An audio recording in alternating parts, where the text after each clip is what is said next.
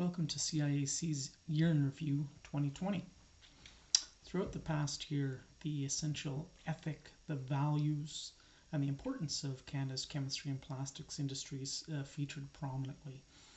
And I was routinely asked to provide status updates on the outlook for the chemistry sector. And when I had the chance to do so, I often spoke of the 3 R's. I talked about the chemistry and plastics sector being resilient, being responsive, and being poised to contribute to Canada's economic recovery.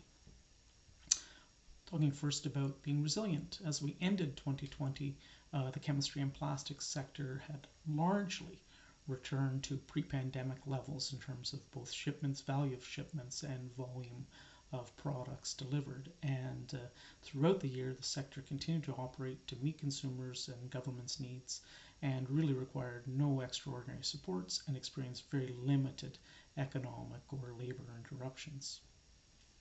When we talk about the sector being responsive, there were many efforts across the industry to reconfigure value chains, to produce new products in terms of hand sanitizers and personal protective equipment here in Canada that hadn't been done previously, and the sector responded very quickly to help meet the needs of governments and Canadian citizens.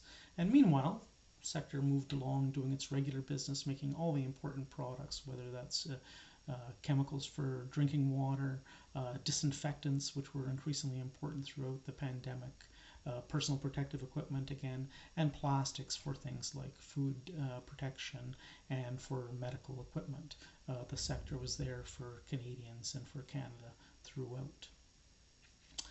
And when we talk about contributing to the economic recovery, throughout the pandemic, we were still able to maintain construction of nearly $7 billion of new investment activity, the safe construction of nearly $7 billion of new investment activity. And those facilities are expected to come online and operate later in 2021 or early 2022.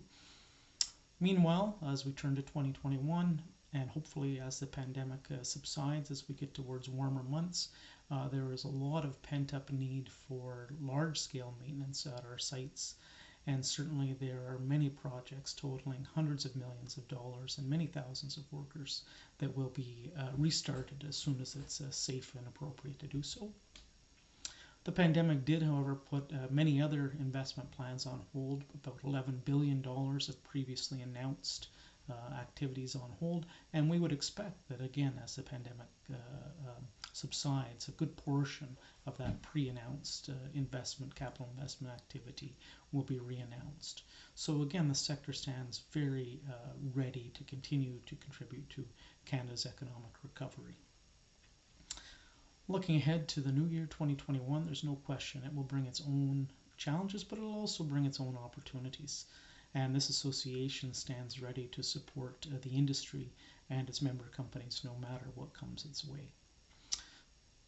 As you review the Year in Review report, we welcome your comments, your questions, and your advice. And in the meantime, please do stay safe, stay well, and do stay in touch. Thank you very much.